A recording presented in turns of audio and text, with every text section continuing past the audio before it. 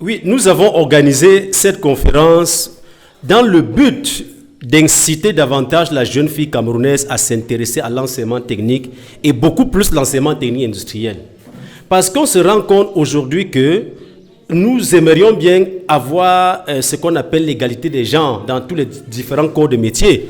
La SND 30 le prône, l'ODD 5 prône également cela. Mais comment allons-nous atteindre cet objectif si nos jeunes filles continuent de déserter les filières industrielles au profit uniquement des filières littéraires, commerciales et autres?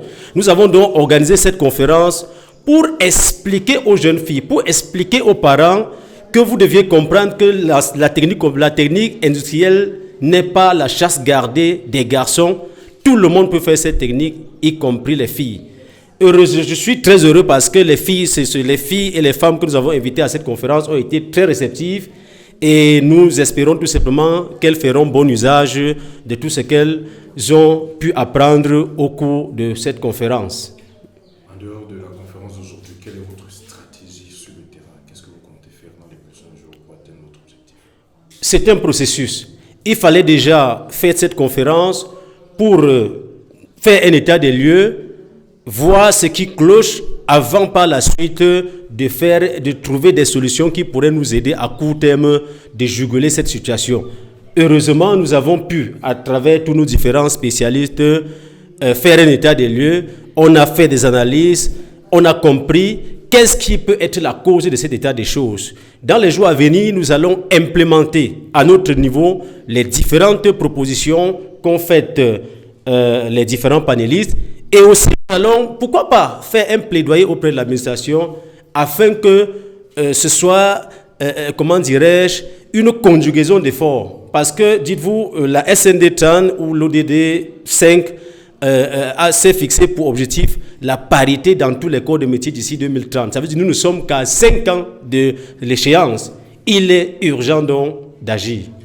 D'aucuns pensent que l'enseignement technique nécessite beaucoup de moyens. Voilà pourquoi le faible taux, soit chez les garçons, soit les filles. Qu'est-ce que vous en dites pour trouver les moyens pour mieux promouvoir l'enseignement technique? Je pense qu'on ne saurait s'appuyer sur une telle excuse.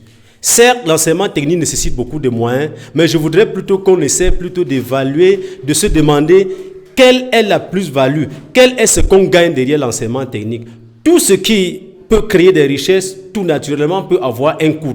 Et je pense que l'État ne devrait trouver aucune excuse pour ne pas financer l'enseignement technique, parce que l'enseignement technique a aussi de particulier que c'est l'éducation, les enseignements, avec le métier au même moment. Ça veut dire que quand on vient à l'enseignement technique, non seulement on s'instruit, mais on part également avec un métier. Et vous êtes conscients, nous tous nous connaissons un peu le taux de chômage que connaît notre pays aujourd'hui. On ne peut essayer de résoudre ce problème qu'en permettant à chaque Camerounais d'avoir un métier. Lequel métier passe par une formation, soit par l'enseignement technique ou par la formation professionnelle.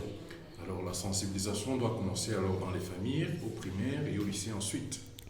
Je crois qu'aucun milieu ne saurait être négligé. La sensibilisation doit être faite à tous les niveaux.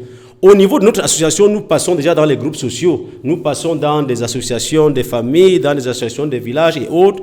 Nous utilisons aussi nos plateformes digitales, nos pages Facebook, nos différents forums et autres pour sensibiliser. Donc, c'est un travail de longue haleine et c'est pour cela que nous remercions les médias que vous êtes pour cet appui que vous êtes venus parce que vous allez nous aider donc à relayer ce message auprès de la population.